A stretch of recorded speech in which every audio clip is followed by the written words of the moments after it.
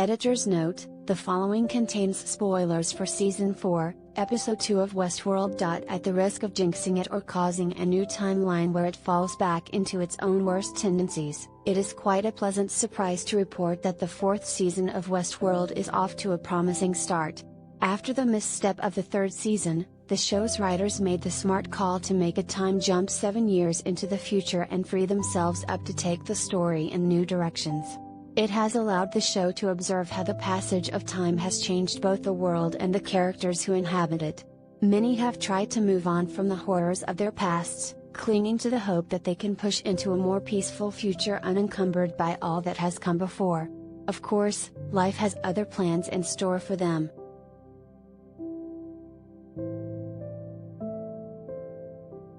Collider video of the day.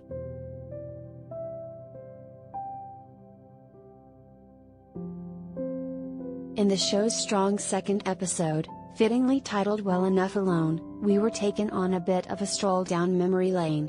This came with an abundance of visual callbacks to the first season where characters first entered the park. It is most intriguing where the narrative and thematic developments that show the past is not so easily forgotten. Specifically, we have continued on the journey with the dynamic duo of Caleb, Aaron Paul, and Maeve, then Dwayne Newton, who both have a whole lot of baggage they're carrying with them. Each has tried their best to put their past behind them by either isolating in the serenity of the woods or starting a family to build a future with.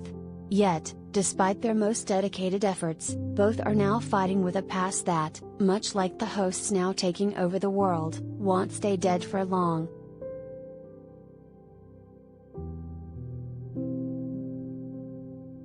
This is because the host, who appears to be William aka the Man in Black, Ed Harris, is actually a puppet of the rogue Dolores copy who is pretending to be Charlotte Hale, Tessa Thompson. Sound confusing? It isn't really, as the show is the most focused it has ever been while still leaving many questions floating in the air.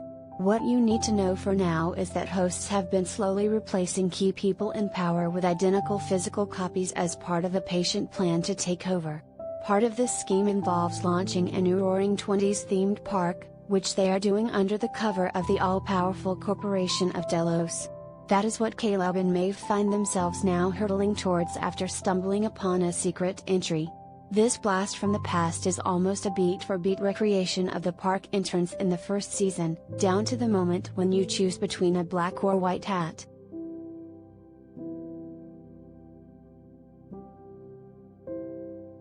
These moments, bound up in the iconography of the series, are both grim and goofy. Even though it is a front, the fact that people are still willing to go back to a park that is an ethical minefield that led to mass death the last time around paints a bleak picture. It also allows the show to poke fun at itself, giving characters moments to acknowledge the absurdity of it all. In the scene where the choice is offered between a black or white hat, Maeve can't contain herself as she rolls her eyes with an unrivaled heaping of snark. Caleb then says that he's never really been much of a hat guy. It is a simple joke, a refreshing moment of fun in the show's fraught world, though it also captures the internal tension of characters grappling with their past. It shows that Caleb is not interested in taking the path that others have gone down, though there is the unshakable feeling that he may not have much of a choice.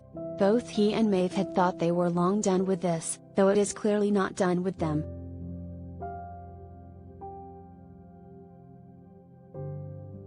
That they have been now dragged back into the fight, one they would rather not have to take part in, gives the show deeper emotional stakes as we see that they have something to lose.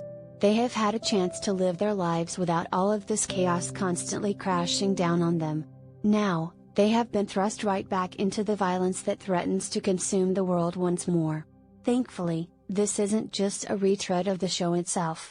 As the William Pretender says when promoting the park, we aren't revisiting the past, we're recreating it. The line is overflowing with sinister intentions, setting the stage for only more familiar pain to come. We see how Caleb and Maeve's past is now being reflected in front of them once more, though they may not get out in one piece this time.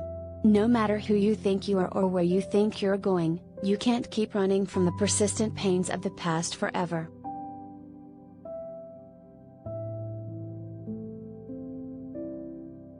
The question now is whether the narrative and the characters will be able to shake off the weight of the past. This has been Caleb's greatest fear, and he has brought it up multiple times in conversations with Maeve. Their conversations, while often brief, capture the crisis that they're both going through.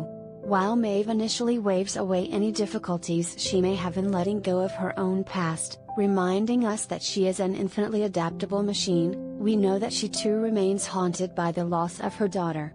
That she is now going back into the confines of the park means she is going back to a place that is all too similar to the worst part of her life. This is encapsulated in typical Maeve fashion when she says, "I ran away, crossed the shining sea, and when I finally set foot back on solid ground, all I found was the same old shit." While the show hasn't been afraid to embrace more silliness this season, this reckoning with the past is its emotional core. When done with a subtle touch that furthers the story, it opens up potential new avenues for the series while ensuring we can never shake the sense of dread that hangs over everything. Eventually, it is all going to come crashing down.